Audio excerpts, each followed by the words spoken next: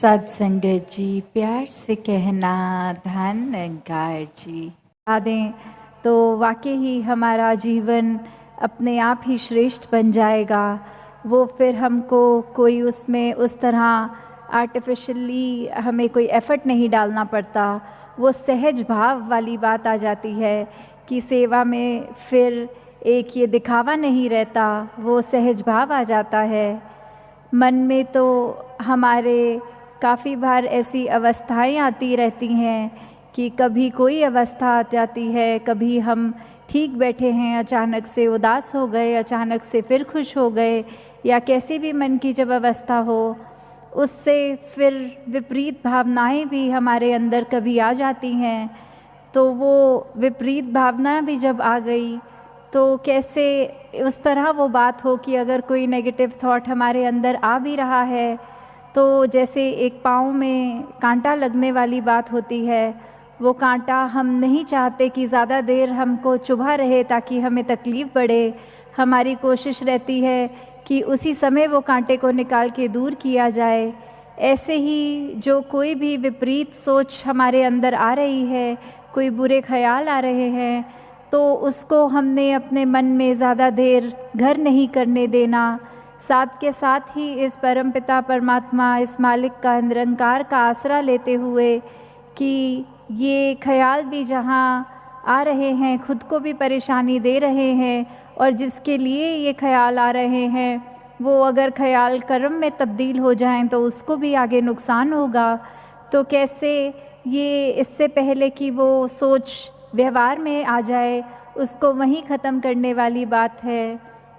कैसे संतों ने यही सिखाया है कि हमें जहाँ शुरुआत अपने आप से करनी है, वो जो मन की अवस्था है हमारी, ये ज्ञानेश्वर जी की भी वो कहानी हर एक ने सुनी होगी कि कैसे एक माँ अपने बच्चे को उनके पास लेके आती है और कहती है वो बीमार है, तो वो बच्चे को देख के कहते हैं कि अगले दिन लेके आइएगा, कल लेके आइएगा। तो जब अगला दिन हो जाता है और फिर से वो माँ अपना बच्चा उनके पास ले जाती है, तो वो उनको बच्चे को कहते हैं कि तुम स्वस्थ हो जाओगे अगर गुड़ खाना छोड़ दो। तो ये माँ के ख्याल में आता है कि क्यों इस बच्चे को अगर इतना ही समझाना था कि ये गुड़ को छोड़ देगा तो तबीयत ठीक हो जाएगी। तो उन्होंने आगे से ये बात समझाते हुए कहा कि यदि कल आप आ जाते तो मेरे कक्ष में मैं अपने सामने गुड़ की थाली रख के बैठा था, फिर मैं कैसे उस मुंह से उस बालक को बोल सकता था कि गुड़ नहीं खाना, जबकि मैं खुद उस गुड़ का सेवन कर रहा था। तो कैसे संतों ने पहले खुद अपने कर्मों में सब एक अच्छी बातें ढाली हैं और फिर उसका प्रचार किया है आगे। फिर वही संत आगे ऐसे भी समझाते हैं कि हमने कुछ पा लिया है, जैसे मीराबाई जी भी कहते थे कि ये पाया जा सकता है, ये प्रभु परमात्मा। कैसे हम अगर एक एक चीज़ को संतों की ये बात समझ लें तो हमारे जीवन में वाकई ही फिर ये जो हालात जो भी हों ये उथल पुथल नहीं होती। एक ये शांति का एहसास, ये कामनेस, ये पीस वाली बात है। ये जो भी चीज़ है ये इस परमात्मा की ही है। तो जब हम इस परमात्मा से ही जुड़ जाते हैं ये ब्रह्म ज्ञान की दात प्राप्त करके, तो फिर सब स्थिति हमको इस मालिक के मुताबिक लगती है। तो कैसे फिर हम जहाँ वो बैलेंस की बात करते हैं कि ये ज्ञान और कर्म का जो बैलेंस है, तो वो सिर्फ दो पंख वाली बात जैसे एक चिड़िया के, एक पक्षी के होते हैं। ये ज्ञान भी तब तक ही हमारे एक फ़ायदे के लिए हमारे को एक उससे वरदान रूप में है, जब तक हम उसको कर्म में नहीं ढालेंगे तो वो किसी काम का नहीं रहेगा हमारे लिए।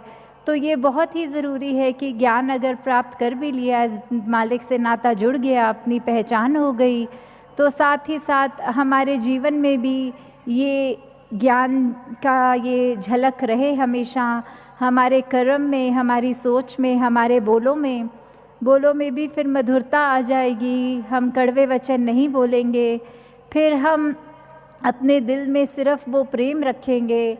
हम ये नहीं सोचेंगे कि कैसे ये मन जो है ये एक ही मन है, पर कभी ये इतने सारे रंगों का इसमें एक रहता है दिखाना। ये कभी एक मोम की तरह भी बन जाता है, कभी पत्थर की तरह भी बन जाता है। ये दिल के अंदर कभी नफ़रत भी आ जाती है और दिल में कभी प्यार भी आ जाता है। तो ये जब जब भी ऐसा हुआ है कि हम अपने मन को ये कड़वा नीम की तरह बना लेते हैं, तो हमें उस समय खुद भी वो बेचैनी रहती है। और इसी मन में जब हमने ऐसे विचार भर लिए कि हर एक से प्यार करना है, वो मिश्री वाली बात कि वो मीठा अपना मन करके सबसे पहले सुकून भी हमको ही मिलेगा और फिर हम वो सुकून हर एक तक अपनी भावनाओं द्वारा पहुंचाएंगे। तो कैसे हम हर पल यही एक कार्य में लगें कि हमने जहाँ अपनी पहचान करनी है, इस परमपिता परमात्मा, इस मालिक का जो ज्ञान है, जो हो सकता है, जो पाया है, उसको एक अपने जीवन के पल पल में ढाल लें। और ये फिर ऐसा एक कीमती जो हमें अनमोलक वस्तु मिली है, तो वो वस्तु को हमने कैसे हर एक तक जहाँ पहुँचाना है, साथ ही हमें ये फिर याद रहेगा कि हमें मन पे भी कैसे काबू रखना है, हर स्थिति में हमने अपने आप को कैसे ढाल लेना है, कैसे हमें फिर अपने जीवन में कुछ एक पास्ट की, प्रेजेंट की या फ्यूचर की हमें वो फिर चिंता नहीं रहती, क्योंकि यही था जो पास्ट में भी है, यही प्रेजेंट में भी है, इसी ने हमारे साथ आगे फ्यूचर में भी होना है। और जब हम नहीं होंगे तो भी इसने रहना है, क्योंकि इसका तो ना कोई शुरुआत थी ना अंत है। तो इससे जुड़ी हुई कोई भी चीज़, एक एक मनुष्य जिसके अंदर इसका वास है, तो वो जब तक हम ये सोचेंगे कि इस निरंकार के साथ हम जुड़े हुए हैं, तब तक ही हम एक अपने आप को बेहतर बनाने की कोशिश कर सकेंगे। कैसे फिर हम ये दिमाग से निकाल पाएंगे कि जो बीत गया उसकी चिंता तो हमने नहीं करनी, जो इस समय हाथ में है उसको बेहतर कैसे बना सकते हैं, और आगे एक कहत से अपने आप का एक अपना best versions of ourselves हम कैसे वो बन सकते हैं। तो दातार कृपा करे सभी पे कि पहले तो इंसान कहलाने लायक बन जाएं। चाहे ये शरीर हमारा इंसान का है, पर हमारे ये व्यवहार क्या इंसानों वाला बन गया है? क्या हम हर एक से उस तरह उसको अपना मान के उसके साथ पेश आते हैं? क्या हमारे दिल में हर एक के लिए बराबर वो प्यार है बिना किसी बायस के?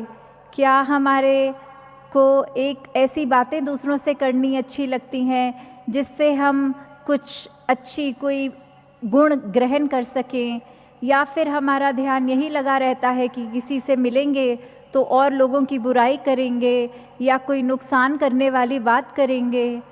तो ये चुनाव हमारा है कि कैसे हम अपने जीवन को चलाना चाहेंगे। अगर सुधरना है, अगर अच्छे मार्ग पे इस सत्य के साथ जुड़ना है, तो वो भी ब्रह्म ज्ञान के द्वारा किया जा सकता है। और अगर ये क्षण भंगुर थे और कुछ तो उससे परमिशन लेके घर में जाकर वो बगीचे को नज़दीक से, बगीचे के अंदर से भी देख के निहारते थे। और ऐसे ही एक बार घर का दरवाज़ा खुला रह गया और एक जंगली जानवर आकर बगीचे को बुरी तरह से नष्ट कर गया। अब वो व्यक्ति जो घर खुद नहीं था, वापस आके नज़ारा देखता है तो वो अब बगीचा सुंदर नहीं, नष्ट हो गया। और ऐसे समय में फिर एक मन को कहता है कि चलो, जो किया परमात्मा ने किया। और फिर वो लगा अपने एक बगीचे को वापस निखारने, और कुछ महीनों बाद वापस से वो बगीचा पहले से भी अब ज़्यादा खूबसूरत रूप ले चुका। और अब एक व्यक्ति जो कि पिछले काफ़ी समय से रोज़ाना घर के आगे से निकलता था पहले भी, और जब अवस्था बगीचे की ठीक नहीं तब भी और अब भी, तो एक बार उस व्यक्ति को बोलता है कि इतना सुंदर बगीचा, ये आपने इसको एक निखारा है, आपने संवारा है। तो उस समय वो व्यक्ति के मुंह से ये शब्द निकले, हाँ जी, मैंने ही इस बगीचे को खूबसूरत बनाया है। तो बात क्या ये अवस्था में कि जब कुछ बुरा हुआ तो ये चलो जंगली जानवर आया, बगीचे को नष्ट कर गया, ये तो बुराई का, परमात्मा का एक श्रेय दे दिया गया। और जब एक क्रेडिट, एक कोई तरह से एक मुबारकबाद मिल रही है, एक अच्छाई के लिए रिस्पॉन्सिबल, जिम्मेवार मन पे थोड़ी सी तारीफ हो गई, तो फौरन ही हाँ जी, ये बगीचा तो मैंने खुद निखारा संवारा है। तो एक बात वो नहीं कि मन में सिर्फ बुराई का समय ही परमात्मा को श्रेय दिया जाए। हर पल अच्छा समय जैसा भी ये परमात्मा की रज़ा में, और तब भी करने वाला ये परमात्मा ही। तो जीवन में हर कोई जहाँ ऐसे तो बोल लेता है कि मुँह को कहाँ ढूंढे रे बंदे, मैं तो तेरे पास हूँ। पर एक कैसा पास, ये क्या सुना हुआ पास या खुद अपनी नज़र से देखा गया पास, कण कण में दिखता हुआ ये पास, या फिर एक सिर्फ समय में कुछ फ़ायदा नुकसान इत्यादि के रूप में तब वो पास या दूर है। तो बात वो कि ब्रह्म ज्ञानी तो खुद पहले इसको देखकर ब्रह्म ज्ञान द्वारा ही इसको फिर करीब महसूस करते हैं, और फिर ऐसी करीबी जो हर समय 24 घंटे की करीबी है, ये एकमिक अवस्था, फिर परमात्मा और मन में अपने कोई फ़र्क भी नहीं, ये आत्मा परमात्मा का एकमिकता होना, ये आत्मा की जन्मों की भटकन दूर होनी उस क्षण। तो कैसे एक जीवन में आत्मा परमात्मा का मिलन, हर समय ये मौजूदगी, फिर ये फ़र्क नहीं कि शरीर में श्वासें चल रही हैं तो भी परमात्मा से मिले हुए हैं, और जब इस परमात्मा ने ये श्वास बंद कर दी, शरीर से आत्मा का विछोड़ा हो गया, तो भी ये आत्मा परमात्मा से एकमिक होकर एक भ्रमलीन अवस्था। तो कैसे हर कोई अपने जीवन में हर समय के लिए जितना ज़्यादा इस परमात्मा में खुद को रचे, उतना ही ये रंग गहरा चढ़ता है। ये भक्ति भी उतनी ही फिर प्यार में डूबकर इस परमात्मा के एहसास में रहकर हर समय की हो जाती है। कैसे अपने जीवन में फिर एक सोचना नहीं पड़ता, या किसी समय किसी के शब्दों से मन में इमोशंस और प्रभाव के कारण कोई भक्ति की अवस्था बदलती नहीं है। तो दासी और ज़्यादा समय ना लेके सभी से एक यही अरदास कि जितना ज़्यादा हर कोई अपने मन को केंद्रित रखे इस निराकार पे, इस सेवा के लिए मन को हमेशा तैयार रखे। कैसी भी सेवा हो वो ऊंची बड़ी ना मानकर हर समय एक मन इच्छुक हो कि किसी रूप में सेवा मिले।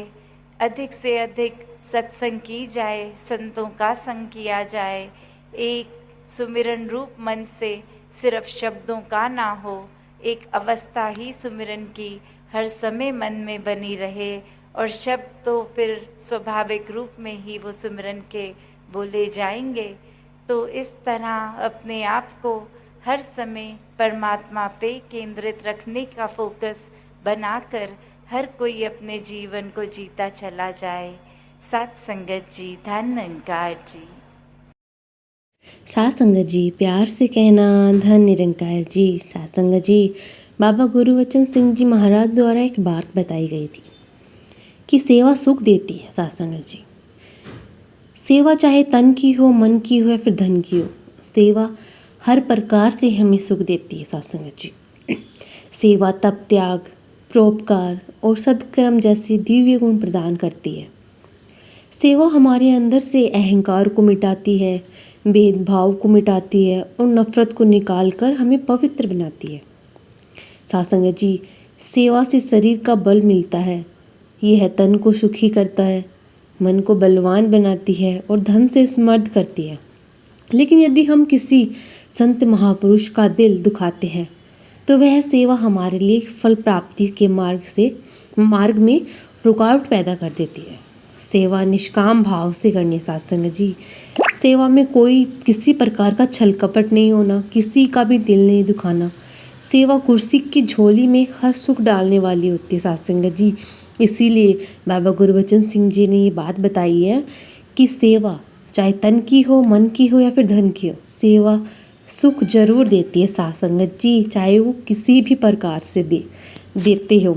तो साथ संगत जी सेवा करते रहिए, अपने घर में खुश रहिए, सबका भला करिए साथ संगत जी। प्यार से कहना धन निरंकार जी।